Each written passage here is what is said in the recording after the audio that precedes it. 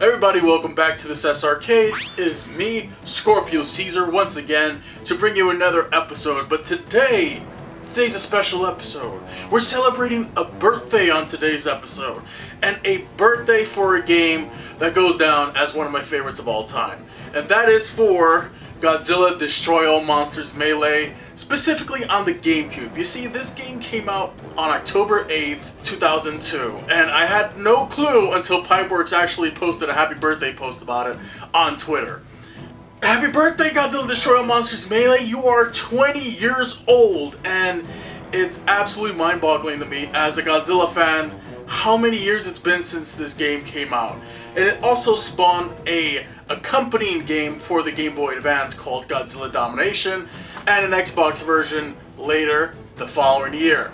Now, I do plan on getting into the Atari Pipeworks series of games in the full retrospective that I have planned for this new Monster Mayhem series that I'm launching today. But today, I just want to talk a little bit about the GameCube edition in particular, since I figured why not celebrate his birthday in style on this channel. That's right. So today we're going to be talking about Godzilla Destroy All Monsters Melee on the Nintendo Gamecube. And as always with the Arcade, you know it's time to get ready to crumble.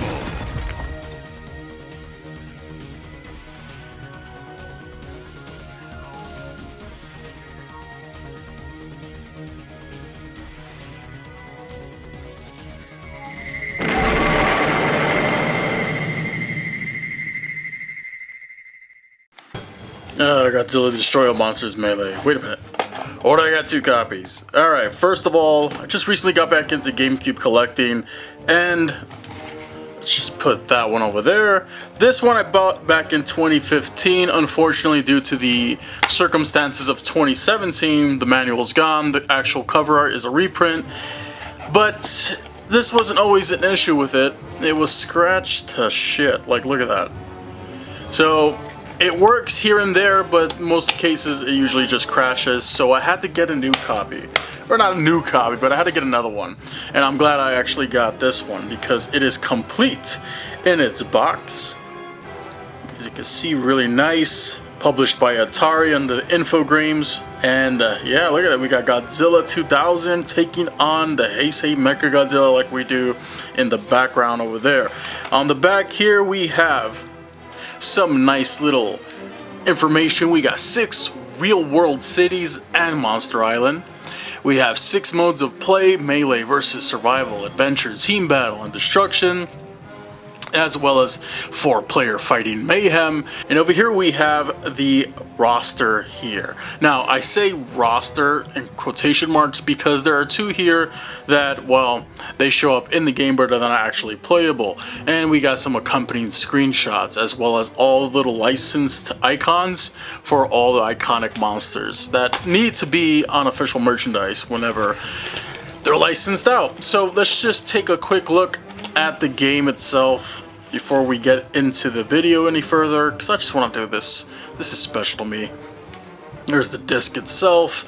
Alright, let's put that over there in the background with Mecha King Ghidorah. And let's just talk a little bit about the manual real fast. Here on the back we got an advertisement for another Infogrames game.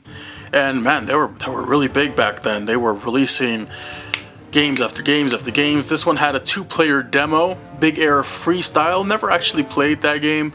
Never actually played much of those motocross games. I wonder if it's any good. Anybody ever played that game? Let me know. So anyways, let's take a quick gander here. The table of contents looks nice. We got a little GameCube icon.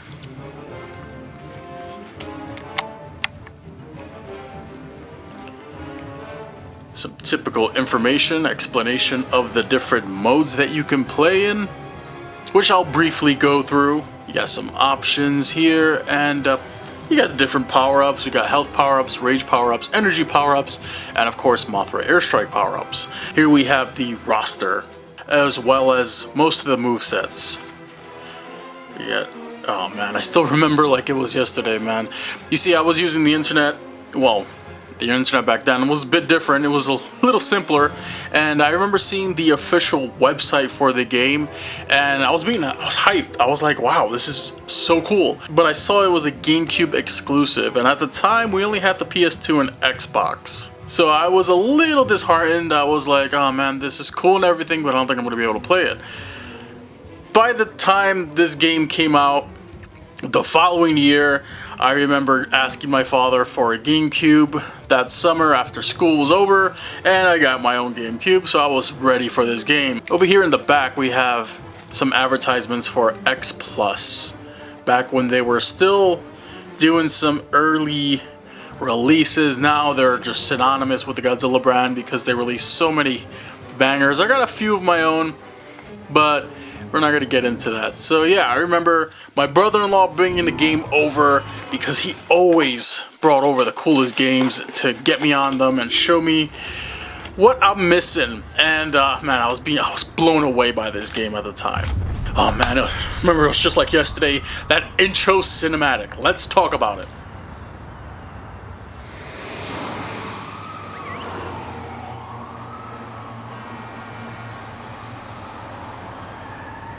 Tell me this isn't amazing. The build-up, the ground shaking with each footstep as the anticipation grows.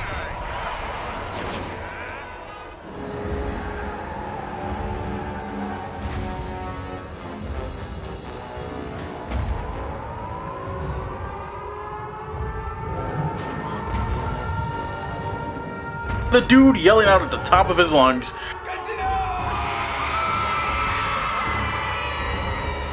again, just mind-blowing for any young Godzilla fan at the time. You see, I didn't play the Dreamcast back then, I didn't have Godzilla Generations, but this blows Godzilla Generations out of the water.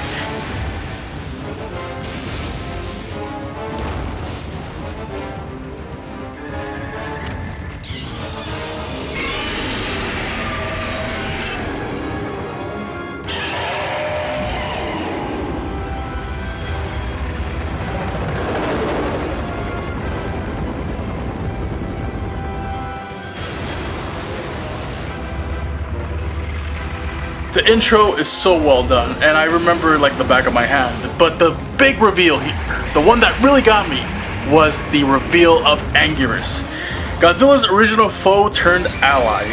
His inclusion was unexpected and really made me happy.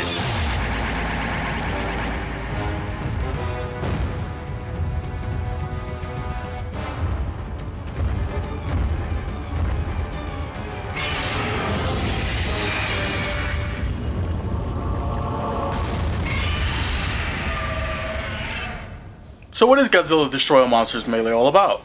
Well, it's a 3D arena fighter that allows you to take control of some of Toho's iconic kaiju as you battle it up in various real-life cities. There's also Monster Island, and there's also the Vortac planet, but we'll get to that in the full retrospective. Now, the full roster here is pretty impressive. However, do note you have to unlock most of them through the game's main adventure mode. Now let's go through this roster. You have the iconic Heisei Godzilla from the 90s. You have Megalon. You have Gigan, King Ghidorah, Mecha King Ghidorah, Destroya, Anguirus of course. I love you, my little spiky boy.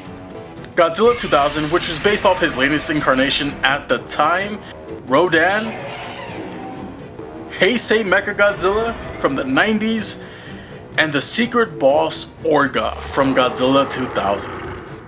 And as previously mentioned, there are some notable omissions here, such as Mothra, who does appear in the game, but only as an assist to whoever is able to get to her power-up first.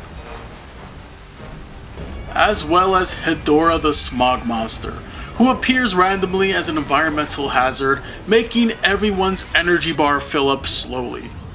Luckily, both of these kaiju will exit the battlefield at some point. However, if you want to quicken their exit, just fire your beam, hold the right trigger, and aim using the right control stick to hit them out of the air. Now, the game's fighting engine is pretty simple to understand, and very easy to grasp. There are no half-quarter circle movements or complicated combos to worry yourself over. Just grab the controller, and start destroying each other in the cities. It's not the deepest fighter ever released, and it doesn't have to be in order to be fun. Now, I just wish some developers these days understood that. Just tearing the cities apart with 2 or 4 kaiju at a time, tossing buildings at each other, tossing each other into skyscrapers, it just never gets old. And the AI can put up a hell of a fight, especially when you set them to a higher difficulty option. And if you have friends or family members willing to join in on the action, then more modes are available to you, such as the melee mode, where everyone is scored based on how many knockdowns they perform during a bout, and destruction mode, where you're scored on how much of the city you can destroy. And do note that unfortunately with the GameCube version, these modes, along with Team Battle, were exclusive to multiplayer with human-controlled players. This would later be addressed in the Xbox version, however. There's just something about the simplicity and spectacle of all these iconic monsters finally being at your control that has aged like fine wine to me. And yeah, that may just be nostalgia talking, but there's no denying the fact that this is one of the most fun experiences I've ever had with a fighting game. And I can't wait to dive deeper into these games in a future episode of Monster Mayhem. And if that's something you would like to see, then let me know in the comments section below. So one thing you're going to notice in my future retrospective video is that a lot of this is going to be retreaded once again when I actually do that episode. But for today, I just want to end this video off by saying if you haven't played Godzilla Destroy All Monsters Melee and you have a GameCube and that's like the only thing you have, then definitely check it out. It's one of my favorite fighting games of all time. Godzilla fans, you already know this, alright? Chances are you probably already own the game. But if you don't and you have an Xbox or an Xbox 360, definitely check it out on there because that's the superior version. And like I said, I'll get into why in the future episode, but I just want to end it off by saying happy birthday, Godzilla Destroy All Monsters Melee. It's been 20 goddamn years since you came out, and I'm so happy you did. So anyways, thanks for watching everybody. Hope you enjoyed this episode, and I'll see you all very soon.